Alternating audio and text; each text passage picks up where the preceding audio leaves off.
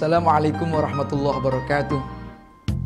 Alhamdulillahirabbil alamin, sholatu wassalamu ala asyrafil mursalin sayyidina wa maulana Muhammadin sallallahu alaihi wasallam wa ala alihi wa sahbihi ajmain. Amma ba'du. Pemirsa acara Ngebakel yang kami hormati, kajian hari ini kita akan menyoal tentang istirahat spiritual. Nah, istirahat itu adalah satu kalimat yang sangat populer. Kalau pendekatan kaum santri, kata istirahat ini adalah berasal dari kalimat istaroha yastarihu istirahatan, sepadan dengan kalimat istaghfaro yastaghfiru istighfaron. Kalimat yang mengikuti wazan istaf'ala yastaf'ilu, istaghfaro yastaghfiru, itu mempunyai faedah litolab. Jadi kalimat istighfar berasal dari kalimat ghafaro, hufronan, yang artinya ampunan, lalu mempunyai faedah litolab. Kalau begitu, istighfar adalah tolabul hufron, minta ampun. Nah, demikian pula yang disebut dengan istirahat dari kalimat rohah yang artinya lapang. Jadi orang yang istirahat artinya orang yang mencari kelapangan supaya seger kembali. Orang biasanya sibuk bekerja, melakukan satu aktivitas, lalu istirahat. Artinya apa? Supaya kembali segar. Nah, dari kata rohah tadi, ketika dikasroh rohnya, maka huruf tengahnya berupa alif itu menyesuaikan, diganti menjadi ya, maka dibaca rih. Kalau begitu orang yang istirahat artinya orang yang mencari angin, ayatolabur rih. Itu sebabnya kipas angin dalam bahasa Arab disebut dengan mirwahah, alat untuk mendapatkan angin. Nah, ketika di dhammah rohnya, maka huruf tengahnya di ain fi'il yang berupa ya atau alif tadi lalu berubah menjadi wawu, maka dibaca ruh. Kalau begitu istirahat artinya tolabur ruh. Apa maknanya? Wa yas'alunaka 'anir ruh qulir ruhu min amri rabbi wa ma utitum minal ilmi illa qalila. Wa yas'alunaka 'anir ruh, mereka bertanya tentang ruh. Qul ar-ruhu min amri rabbi, katakanlah wahai Muhammad, ruh itu urusan Tuhanku. Wa ma utitum minal ilmi illa qalila, tidak aku berikan ilmu ya tentang ruh tersebut illa qalila, kecuali sedikit. Itu sebabnya salah satu bentuk istirahat adalah kematian. Jadi orang mati itu bagian daripada istirahat. Nah, yang dekat dengan mati itu sebetulnya tidur. Jadi tidur juga bagian daripada istirahat. Istirahat, tidur. Jadi ketika orang itu tidur, maka seringkali itu identik dengan kematian. Kita sering berdoa mau tidur, bismikallahumma ahya wa bismika amut. Bismika dengan menyebut namamu ya Allah, ahya saya ini hidup, wa bismika amut, dan dengan menyebut namamu pula amutu, saya ini siap-siap mati. Jadi kalau orang tidur itu doanya adalah siap-siap mati. Begitu bangun juga doa lagi, alhamdulillahilladzi ahyana ba'dama amatana wa ilaihin nusyur. Terima kasih ya Allah telah menghidupkan kami ba'dama amatana, setelah mematikan kami. Jadi tidur tadi dekat dengan kematian, bahkan disamakan dengan kematian. Nah, yang dekat dengan tidur itu ngantuk. Jadi kalau sering-sering ngantuk berarti siap-siap asal jangan siap-siap mati. Nah, oleh karena itu, kematian atau tidur tadi juga bagian daripada istirahat. Nah, itu sebabnya orang yang meninggal sering diumumkan telah kembali ke peristirahatan yang terakhir. Jadi telah kembali ke peristirahatan yang terakhir itu adalah mati maksudnya. Nah, yang selanjutnya adalah dibaca raw. Wala tai'asu mir rauhillah. Jangan kalian putus asa mir rauhillah, ay min rahmatillah, dari rahmat Allah. Kalau begitu, orang yang istirahat adalah orang yang mencari rahmat Allah.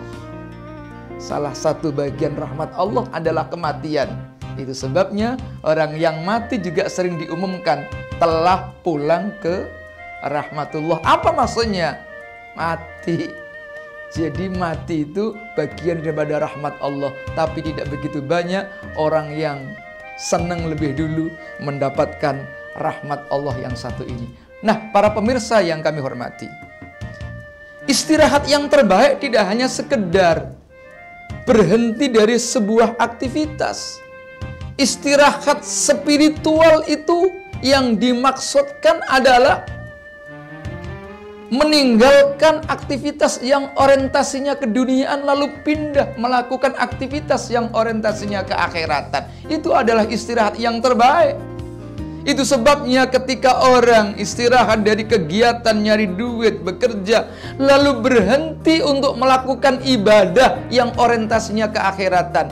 Nah, jadi kita berhenti dari satu aktivitas, melakukan aktivitas yang lain yang orientasinya diganti, yang awalnya keduniaan diganti dengan orientasi keakhiratan. Nah, pemirsa Ngebagel yang kami hormati, kita ini sudah melakukan aktivitas yang seringkali urusannya duit dunia, bahkan dalam waktu yang cukup lama, 11 bulan. Itu sebabnya Allah memerintahkan agar kita ini istirahat di bulan Ramadan ini. Hanya cuman kebetulan saja ini ada COVID-19. Ya. COVID-19 ini secara otomatis orang istirahat, tetapi sesungguhnya bulan Ramadan ini adalah memerintahkan kita agar kita ini untuk istirahat spiritual, mengalihkan kerja-kerja yang orientasinya keduniaan menuju kerja-kerja yang orientasinya ke akhiratan. Bahkan agama sendiri memerintahkan supaya kita melakukan kegiatan sholat, yang mana kegiatan sholat tadi kita kasih nama sholat istirahat. Sholat apa itu? Sholat taraweh. Sholat taraweh artinya sholat istirahat. Nah, istirahat kan sesungguhnya supaya kita ini seger. Kalau bapak-bapak, ibu-ibu ke puncak, kira-kira pulang balik ini tambah seger apa tambah capek? Padahal kita memang niat istirahat mestinya tambah seger. Tapi banyak yang orang ditanya, loh kamu pulang ke Jakarta habis istirahat ke puncak kok nambah capek, kenapa? Macet. Macet disalah-salahin. Padahal banyak anak muda yang macet boncengan dengan kekasihnya. Itu semakin macet semakin nikmat katanya. Itu artinya apa? Orang yang istirahat ke puncak sekalipun tapi tidak berdasarkan ketulusan, maka membuat orang semakin capek. Nah, ketika pertanyaan ini ditujukan kepada kita, setelah melaksanakan sholat taraweh, kalian semua kira-kira nambah capek apa nambah seger? Oh, ada yang bilang nambah seger. Insya Allah itu bohong. Supaya dianggap orang baik-baik apa? Nah, sesungguhnya sama. Orang yang melaksanakan sholat taraweh, kalau niatnya tidak tulus, membuat orang itu semakin capek, semakin tersiksa. Maka banyak orang yang karena terpaksa melaksanakan sholat taraweh, bukan membuat dirinya semakin segar, tapi membuat dirinya menambah capek. Karena apa? Tidak ada ketulusan. Nah, itu sebabnya mari kita melatih diri di bulan Ramadan ini untuk melakukan aktivitas yang namanya istirahat. Apa itu? Melakukan kerja yang orientasinya dari keduniaan, kita pindah melakukan aktivitas yang orientasinya adalah keakhiratan. Itu sebabnya Rasulullah SAW ketika banyak tugas untuk mengurusi umat, ya, padahal ini juga urusan kepentingan yang lebih luas. Tapi satu saat Rasulullah merasa lelah. Apa yang disampaikan oleh Rasulullah kepada Bilal? Arihna ya Bilal. Minta supaya istirahat. Apa maksudnya kau menyampaikan pesan arihna? Minta istirahat supaya Bilal itu melakukan azan. Dengan azan lalu kemudian melaksanakan sholat. Itu sebabnya setelah orang melaksanakan sholat atau setelah Nabi melakukan sholat, menjadi segar kembali.